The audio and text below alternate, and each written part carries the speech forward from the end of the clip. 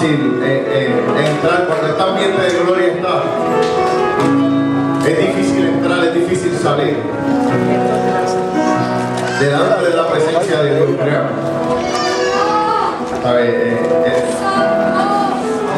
Tiene que estar en este lugar para que usted pueda sentir la grosura, porque es una grosura de gloria.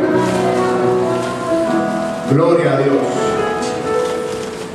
Pero qué bueno cuando hay una iglesia diferente, que no sigue un programa, no sigue un patrón, sino que el Espíritu Santo de Dios, que sabemos que habita en este lugar, hace lo que quiera hacer. A ti te doy toda la gloria, Padre, a ti te doy toda la honra, Señor. Gracias a Dios. No te pido, Padre, que me quites, sino que me uses como instrumento tuyo, Señor, para poder llevar, Padre, lo que tú nos compartes a nosotros, Señor. Para ti es todo el honor, toda la magnificencia, toda la gloria, toda la alabanza, Señor, que es solo tuya. Gracias. Gracias una vez más, porque haces como quieres. Gracias, Señor, gracias. Iglesia, puede tomar asiento. Wow, wow, wow. Aleluya. Ay, Señor. Ay, Señor, Padre. Créeme, yo estoy aquí, pero me siento... Estoy como perdido dentro de la gloria de Dios. Wow. Aleluya. Gracias, Dios. Gracias. Gracias. Sí, Señor. Al Padre de esta casa le doy un beso, un abrazo. Gracias por la confianza de permitirme estar aquí. Ese es mi Padre, en lo espiritual, en lo físico, aunque Él es negrito y yo siempre aquí, ese es mi papá. Así que mis respetos y mis saludos. Y sabemos que es una palabra donde las naciones lo van a conocer, y es una palabra que se está cumpliendo. Así que gloria a Dios. Pero hoy estamos acá. Yo voy a compartir una palabra que, sin temor a equivocarme, posiblemente hoy en las carnicerías haya mucha carne, porque vamos a matar varias vacas religiosas aquí hoy. Aleluya. Posiblemente hoy, qué bueno que los amenes se gastaron en el devocional. Pues muchas veces estos mensajes, cuando llegan, los amenes son como un poquito difícil, pero no se preocupe, que el Espíritu le va a dar un bálsamo. Yo quiero compartir una palabra que se titula Él siempre ha estado ahí. Él siempre ha estado ahí. Amén. Y el subtítulo de este tema, miren, yo me río porque hay un refrán en el mundo que dice que si tú te pasas con un cojo, vas a terminar cogiendo aunque tus piernas estén bien. O si terminas con un sordo, vas a terminar hablando lengua. Pero Dios ha traído un hombre a esta casa, que lo que ha sido añadirnos, y de verdad que yo me gozo, porque esto ha sido una revolución, de verdad que sí. Y es el pastor Javi. Pero el subtítulo de este tema es: ¿de qué están hechas tus vestiduras? Pregúntale al que está solo y dile: ¿de qué están hechas tus vestiduras? Pregúntale. Y yo te voy a hablar un poco de qué son tus vestiduras. Voy a hablar un poco de por qué Él siempre ha estado ahí. Y siempre me gusta comenzar una plegaria, una prédica, resaltando quiénes somos en nosotros en este tiempo. ¿Cuál es nuestra comisión? ¿Cuál es nuestra misión? ¿Qué es el propósito de Dios en nuestras vidas? Pero aparte de eso, que sabemos que hay una palabra decretada en nosotros, también tenemos que ver qué nos identifica. ¿qué nos identifica como persona? Yo me gozaba con la palabra. ¿Cuántos estuvieron aquí el jueves? No voy a mandar a levantar la mano, voy a preguntar nada más. ¿Quiénes estaban aquí el jueves? Me gozaba con la palabra que trajo el pastor Carlos, que decía, Señor, la verdad que tú no te equivocas. No te equivocas. Entonces, ¿qué nos identifica como persona? Usted sabe que sus vestiduras, cuando usted entra a un lugar lo identifica. ¿Me explico?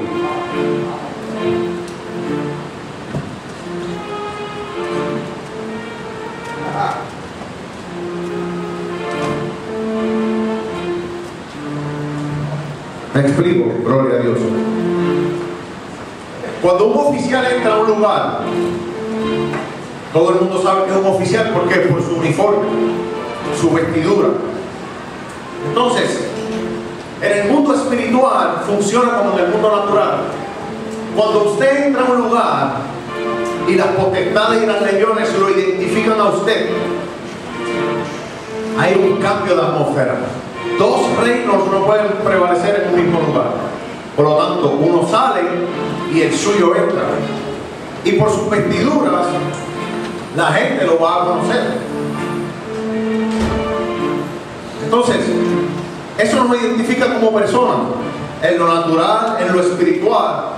Y las potestades saben qué vestidura usted porta. El enemigo sabe qué vestidura usted porta.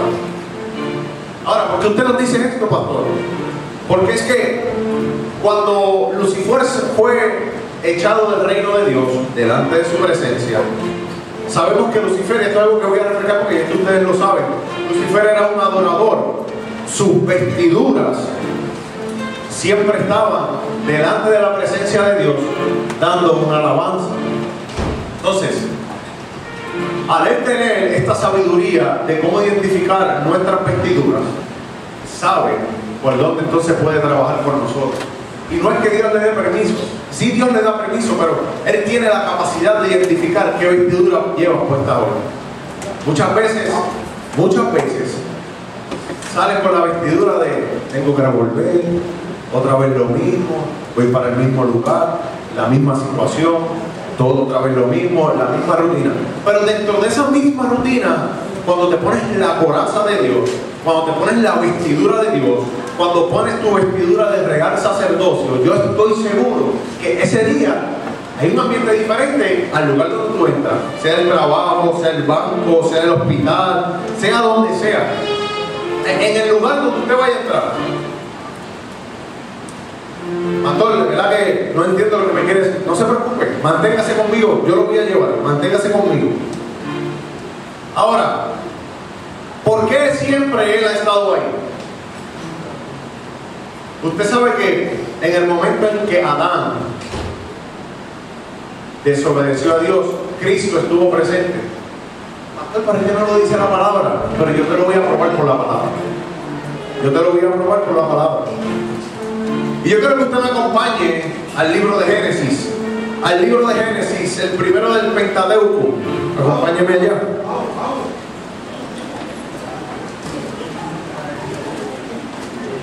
Génesis 3.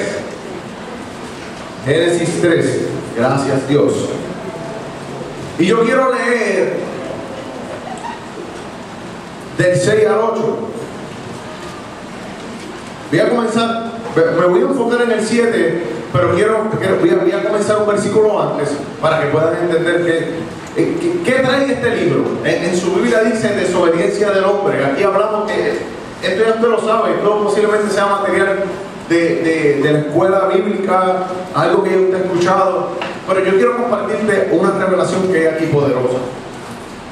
Y en el número 6 dice: y vio la mujer que el árbol era bueno para comer y que era agradable a los ojos, y árbol codiciable para alcanzar la sabiduría, y tomó su fruto y comió, y dio también a su marido, el cual comió así como ella. El 7 dice: entonces fueron abiertos los ojos de ambos y conocieron que estaban desnudos, Y yo quiero que la frase que viene ahora usted la subraye y la internalice. Dice: entonces cosieron hojas de higuera y se hicieron delantales. El 8 dice: y oyeron la voz de Dios que se paseaba en el huerto al aire del día, y el hombre y su mujer se escondieron de la presencia de Dios entre los árboles del huerto. Gracias, Señor, tu palabra está bendecida, Padre. Trae revelación, Señor. Que los oídos espirituales sean abiertos para que ellos puedan, Señor, entender lo que tú me compartiste, mi Dios. En el verso 6 podemos ver cómo Eva obtiene lo que son sentimientos naturales. De pastor, pero es que Eva no había caído. Sí, pero ya en su corazón y en su mente ya estaba fuera de la gloria de Dios. Eva, en el momento en que escucha a la serpiente, toma la decisión de quitarse la vestidura de gloria y ponerse la vestidura de sus sentimientos. Ponerse esto en lo que nosotros andamos.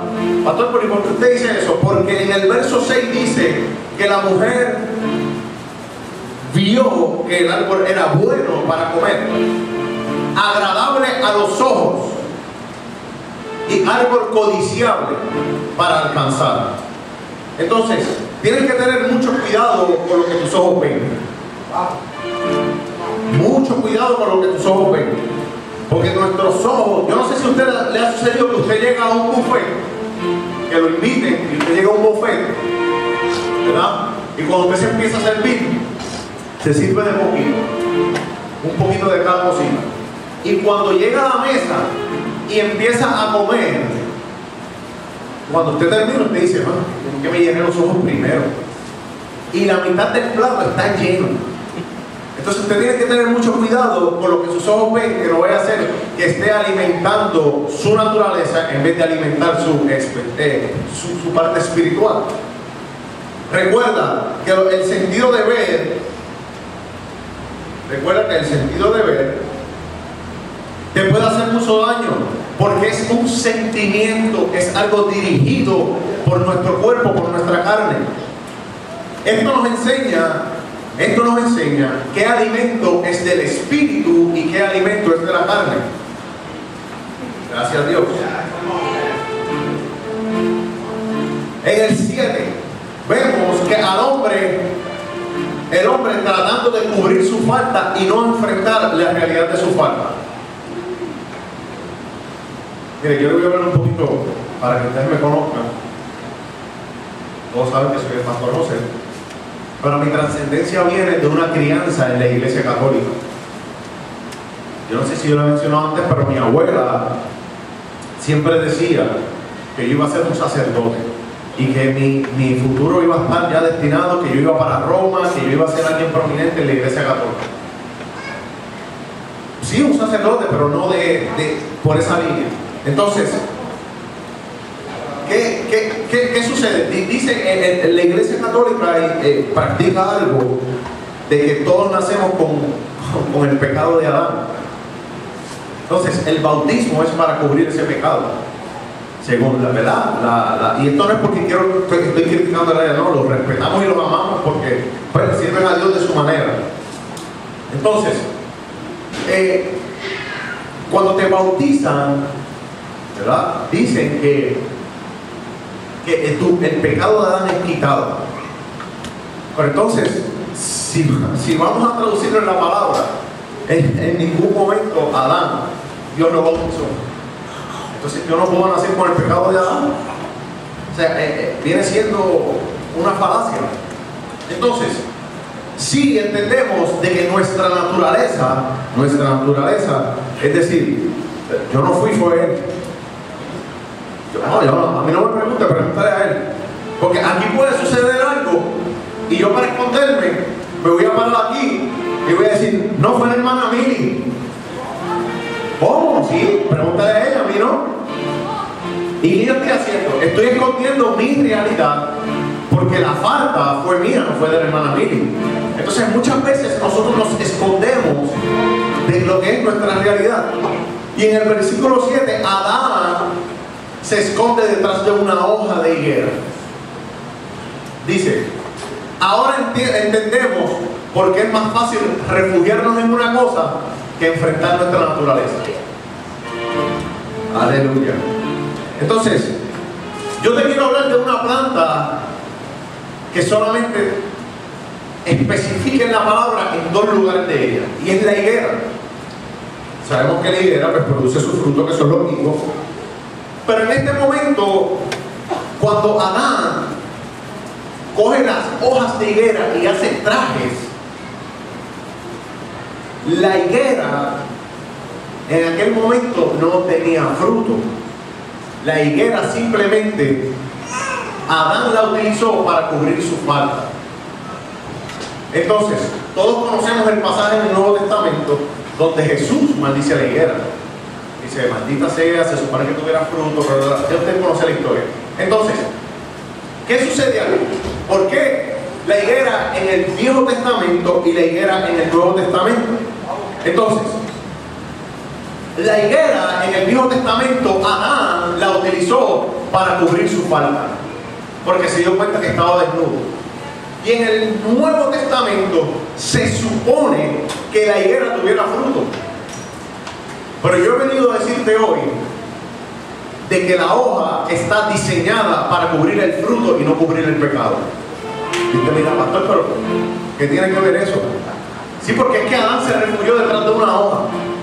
Entonces, mira la trascendencia de este momento, del viejo al nuevo, donde Adán agarra la higuera y se hace hojas, desde sus hojas hace sus vestidos, y en el Nuevo Testamento Jesús pasa por la higuera, va a un pueblo, regresa, pasa por la misma higuera y ve que la higuera no tiene fruto. Entonces, mi pregunta es, pero Señor, si es de tu creación, ¿por qué Jesús maldice la higuera?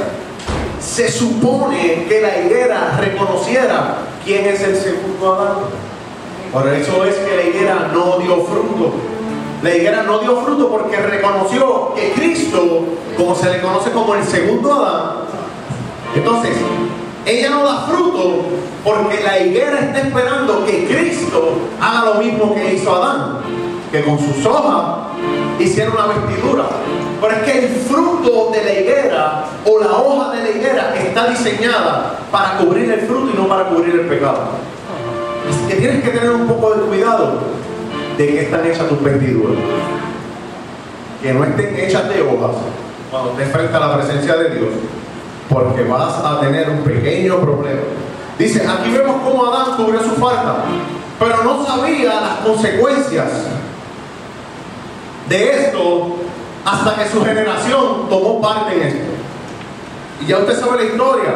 Adán se junta con su esposa, tiene a sus primeros dos hijos, que es Caín y Abel. Luego de él te voy a hablar ya mismito. Pero hay un detalle en esto, y es que, y quiero que esta palabra la tenga bien clara en su mente. Quiero que tenga la palabra marca o la palabra evidencia. Entonces, hay un detalle en esto. Es que en el versículo 21 del mismo libro dice, y Jehová Dios hizo al hombre y a su mujer túnicas de pieles y los vistió. Ahora, ¿comprendes por qué Cristo siempre estuvo ahí? Desde la caída del hombre, Cristo siempre estuvo en ese lugar. Y usted mira, pastor, ¿por qué? Mira, pastor, yo lo busco y puedo buscar todas las versiones y la Biblia no lo dice. Perfecto, la Biblia no te dice que Cristo estuvo ahí, pero la palabra te dice de que Dios hizo túnicas de pieles. Entonces, en aquel momento, ¿qué hizo Dios?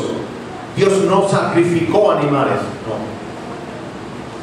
no lo podía hacer. ¿Qué hizo Dios?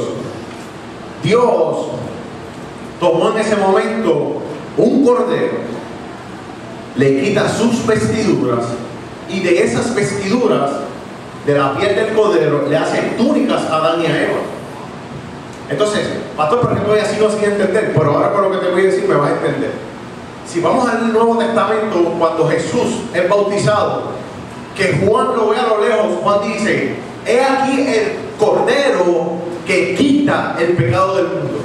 Entonces, si es Dios o Jesús, el Cristo, el que quita el pecado del mundo, yo tengo que tener la evidencia y la relación de que Jesús Es que Cristo estuvo presente en el lugar de la primera caída. ¿Por qué? Porque para Juan poder identificar de que Jesús es el Cordero. Miren cómo, o sea, quiero que traten de entender de que Dios hace túnicas de pieles. Y Juan, cuando lo ve, le dice que es el Cordero que quita el pecado del mundo. Entonces, la revelación que recibe Juan es que Cristo estuvo todo momento allá. Por un hombre entró el pecado y por un hombre salió el pecado. Entonces, Cristo estuvo allí presente y Juan puede identificar de que es el Cordero que quita el pecado del mundo, porque fue la evidencia de Dios, fue la marca que Dios le puso a Adán y a Eva. Gracias, Señor. Gracias, Señor. Yo espero no estar solo aquí, espero que estén conmigo en lo que te estoy trayendo. Entonces, en el 21 Jehová hizo a su mujer, al hombre y a su mujer, túnicas de pieles. Entonces, aquí vemos cómo Dios puso una marca sobre Adán y Eva, sus túnicas. ¿Y cuál es el significado de túnicas? Es vestiduras. Por eso te hablé al principio de qué están hechas tus vestiduras. Dice Dios, y esto quiero que lo anote bien, Dios perdonó a Adán y a Eva, pero las consecuencias de tus actos nunca te van a perdonar. Sí, Dios te perdona, pastor, pero ¿cómo usted sabe que Dios los perdonó? Porque Dios le hizo unas vestiduras nuevas. Entonces, fructificar, llenar la tierra, y vas a labrar la tierra de la cual fuiste tomado. Entonces, Dios no dejó desamparado a Adán. Dios dejó una marca sobre Adán. ¿Y cuál es esa marca, pastor? Sus vestiduras, su túnica. Entonces, si hablamos un poco, y vamos al versículo 4 del libro 4 de la Biblia, usted va a conocer que es la historia de Caín y Abel. Entonces, Caín y Abel son los primeros dos hijos. Ya usted sabe la historia. Caín se molesta por la ofrenda de Abel, y ante los ojos de Dios la de Abel es más agradable. Entonces Caín mata a su hermano. Y si usted va conmigo mire lo que sucede aquí. Yo quiero que usted vaya conmigo. Voy a leer desde el versículo 10. Génesis 4:10 dice: y él le dijo, ¿qué has hecho? La voz de la sangre de tu hermano clama a mí desde la tierra.